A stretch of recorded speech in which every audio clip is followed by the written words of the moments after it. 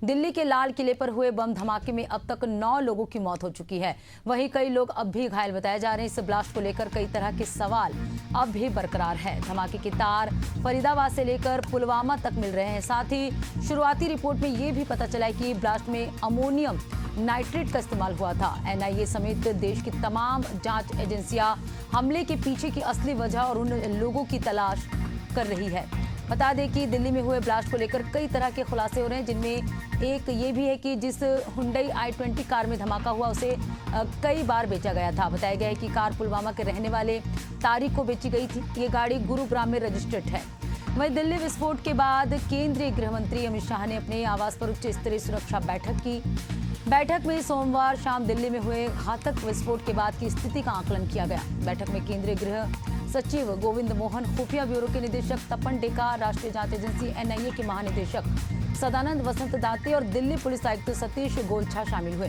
जम्मू कश्मीर के पुलिस महानिदेशक नलिन प्रभात भी वर्चुअल माध्यम से बैठक में शामिल हुए। तो दिल्ली में हुए धमाके के बाद यहां पर हाई अलर्ट जारी कर दिया गया है। तो ये 6 तस्वीरें आप देख रहे हैं जहां सभी सुरक्षा एजेंसी जो है अलर्ट मोड पर है। एनआईए की टीम यहां पहुंची हुई है, एनएसजी कर्मियों की एक टीम पहुंची हुई है, आरएएफ की टीम भी पूरी तरह से तैनात है, दिल्ली पुलिस तैनात है, एफएसएल और टीम भी यहां मौजूद है। बॉर्डर पर वाहनों की जांच की जा रही है। तो पूरी तरह से दिल्ली धमाके के बाद हाई अलर्ट यहां पर जारी किया गया है। सभी सुरक्षा एजेंसियां जो है अलर्ट मोड पर हैं।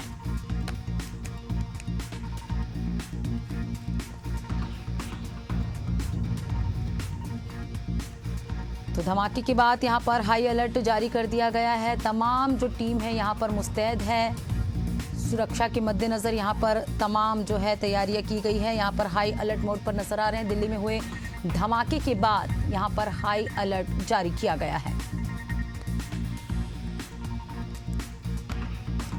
तमाम सुरक्षा एजेंसी जो है हाई अलर्ट मोड पर है। ये 6 तस्वीरें आपको दिखा रहे हैं। अलग अलग टीम यहां पर मुस्तैद है। अलग अलग टीम को यहां पर तैनात किया गया है।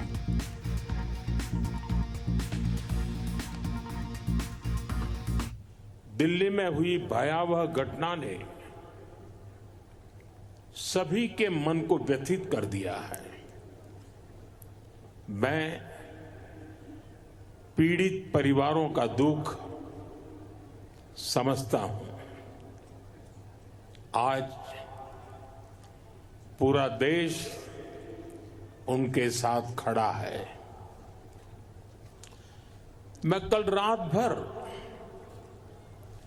इस घटना की जांच में जुटी सभी एजेंसियों के साथ, सभी महत्वपूर्ण लोगों के साथ संपर्क में था, विचार विमर्श चलता था, जानकारियों के तार जोड़े जा रहे थे।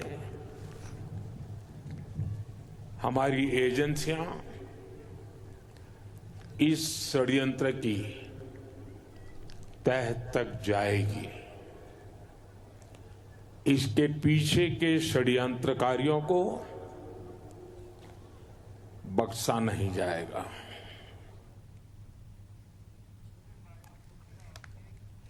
इधर दिल्ली ब्लास्ट को लेकर छत्तीसगढ़ के उप मुख्यमंत्री विजय शर्मा का बयान सामने आया है। उन्होंने कहा कि सभी से निवेदन है किसी भी जांच और पूछताछ के लिए तैयार रहे। इस घटना का यदि आतंकी कनेक्शन आता है तो कोई नहीं छूटेगा।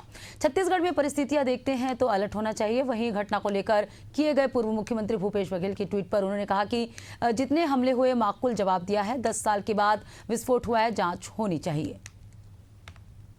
से निवेदन भी है इस विषय पर कि किसी भी तरह के जांच, किसी भी तरह के पूछ परख के लिए तैयार रहें और प्रशासन का, पुलिस प्रशासन का सहयोग करें। दिल्ली में जो अनहोनी हुई है और किसी तरह से इन लोगों ने अपनी उपस्थिति फिर से दर्ज कराने के लिए आज 10 सालों के बाद ये घटना की है। अभी एक बार और स्पष्ट होना शेष है कि यह घटना क्या है। अंतिम निर्णय आ जाएगा तो बड़ी स्पष्टता हो जाएगी। और चलिए इसी बीच लखनऊ से बड़ी खबर सामने आ रही है। डॉक्टर परवेज अंसारी के घर पर छापेमार कार्रवाई की गई है। लखनऊ एटीएस जम्मू कश्मीर पुलिस की बड़ी कार्रवाई यहां देखने को मिली। फरीदाबाद आतंकी मॉड्यूल को लेकर यहां छापेमारी की गई है। दिल्ली बम ब्लास्ट के बाद लखनऊ में बड़ी दबिश यहां दी गई है। मड़ियाव आईआईएम रोड के मुत्तकीपुर में ये छापेमारी कार्रवाई की गई है।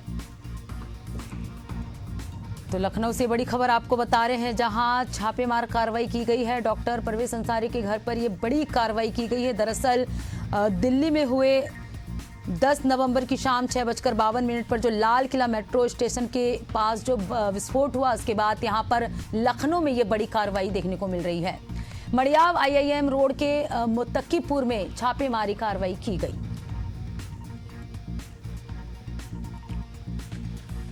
तो दिल्ली बम ब्लास्ट के बाद ये बड़ी कार्रवाई लखनऊ में भी देखने को मिल रही है। ये बड़ी कार्रवाई आपको दिखा रहे हैं, लखनऊ से ये तस्वीरें सामने आई है, जहां मड़ियाव आईआईएम रोड के मुत्तकीपुर में छापेमारी कार्रवाई की जा रही है। तो डॉक्टर परवेज अंसारी के घर यहां पर बड़ी संख्या में पुलिस फोर्स जो है दबिश देकर यहां पर छापेमारी कार्रवाई की जा रही है। देश की राजधानी दिल्ली में सोमवार शाम हुए बम ब्लास्ट के बाद पूरे देश में हाई अलर्ट जारी कर दिया गया। इसी के तहत विदिशा में भी सुरक्षा के कड़े इंतजाम किए गए हैं। अलर्ट के बाद विदिशा रेलवे स्टेशन को छावनी में तब्दील कर दिया गया। स्टेशन पर भारी पुलिस बल तैनात है। यात्री और उनके सामान की बारीकी से तलाशी ली जा रही है।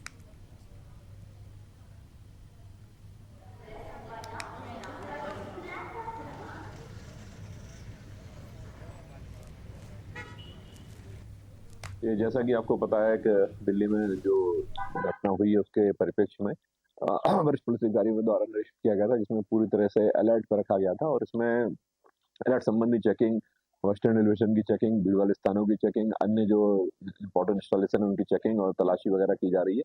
पूरा पुलिस बल, सभी अधिकारी अलर्ट है और सभी लोग लगातार फील्ड में है। और डॉग स्क्वाड के द्वारा विभिन्न स्थानों पर जो स्ट्रेटेजिकल पॉइंट्स हैं उन पर चेकिंग की जा रही है।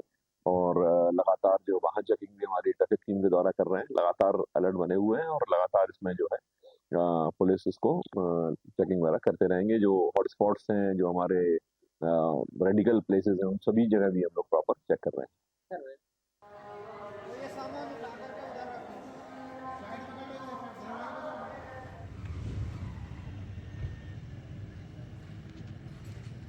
उत्तराखंड में रजत जयंती उत्सव के आयोजन के बाद मुख्यमंत्री पुष्कर सिंह धामी ने जनसंवाद तेज कर दिया। इसी कड़ी में उन्होंने मुख्यमंत्री कैंप कार्यालय में आयोजित जनता मिलन कार्यक्रम में प्रदेश भर से आए लोगों की समस्या और शिकायतें सुनी। मुख्यमंत्री ने अधिकारियों को निर्देश दिए कि जनता से प्राप्त शिकायतों और मांगों पर त्वरित कार्रवाई की जाए और फीडबैक लिया जाए। इस दौरान उन्होंने कहा कि सरकार का लक्ष्य जन समस्याओं का समयबद्ध और संतोषजनक निस्तारण करना है।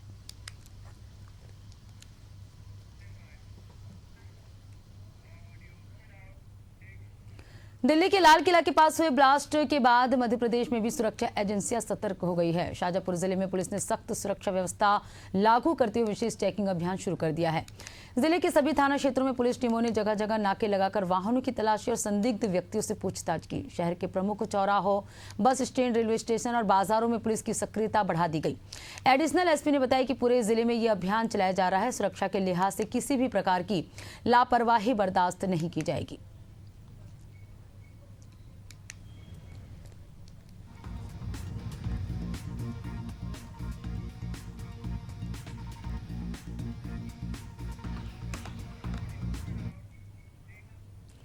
उत्तराखंड के 25 साल पूरे होने के उपलक्ष्य पर सरकार इस साल को देवभूमि रजत उत्सव के रूप में मना रही है। इस पर बात करते हुए भाजपा के प्रदेश महामंत्री दीप्ति रावत भारद्वाज ने कहा, हमारा उत्तराखंड 25 साल का युवा प्रदेश बन चुका है।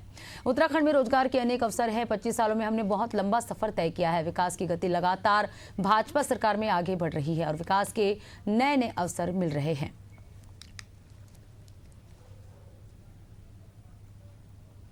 मैं कहूँगी कि हम तो अभी बहुत युवा अवस्था में हैं। 25 वर्ष के हुए हैं उत्तराखंड, और जब 25 वर्ष का उत्तराखंड है तो उत्तराखंड के अंदर बहुत ज़्यादा अभी अपॉर्चुनिटीज़ हैं, बहुत ज़्यादा आगे बढ़ने की क्षमता है और उसी को एक्सप्लोर करने की आज और ज़रूरत है।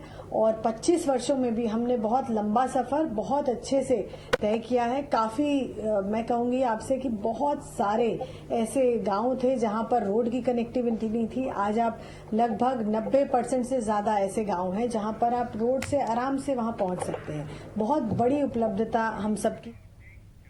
समाजवादी पार्टी के वरिष्ठ नेता और पूर्व कैबिनेट मंत्री आजम खान को बड़ी राहत मिली है। हेट स्पीच मामले में एमपी एमएलए कोर्ट ने आज अपना फैसला सुनाते हुए आजम खान को बरी कर दिया है। बता दें कि ये मामला वर्ष 2019 लोकसभा चुनाव प्रचार से जुड़ा हुआ था। 23 अप्रैल 2019 को चुनावी सभा के दौरान आजम खान पर चुनाव आयोग पर टिप्पणी करने और मतदाताओं को उकसाने का आरोप लगा था। इसके बाद 24 अप्रैल 2019 को तत्कालीन एसडीएम ने सिविल लाइंस कोतवाली में मुकदमा दर्ज कराया था। दोनों पक्षों की बहस पूरी होने के बाद आज कोर्ट ने अपना फैसला सुनाया और आजम खान को आरोपों से मुक्त कर दिया।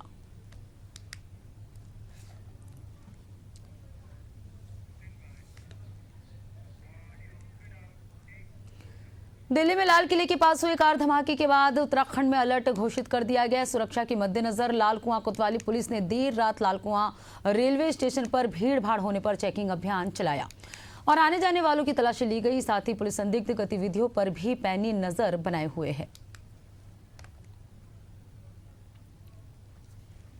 थोड़ी देर पहले दिल्ली में हुए बॉम्ब ब्लास्ट, रेड फोर्ट के निकट दिल्ली में बॉम्ब ब्लास्ट जो हुआ है, उस घटना के परिप्रेक्ष्य में संपूर्ण नैनीताल जिले में रेड अलर्ट घोषित कर लिया गया है।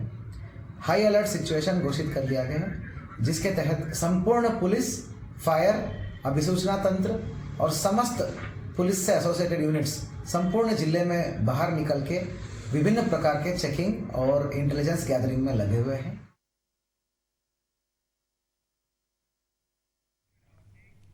महोबा में खेत में खेलते समय प्यास लगने पर पानी पीने गई 3 मासूम बहनों की कुएं में डूबकर दर्दनाक मौत हो गई। देर शाम तक बच्चियां घर नहीं लौटी तो परिजनों ने खोजबीन शुरू की। काफी तलाश के बाद तीनों के शव खेत के पास स्थित कुएं में मिले। सूचना पर पहुंची पुलिस ने शव को बाहर निकलवाकर पंचनामा भर पोस्टमार्टम के लिए भेज दिया है। घटना से परिजनों में मातम पसरा हुआ है। पुलिस ने मामले की जाँच शुरू कर दी है।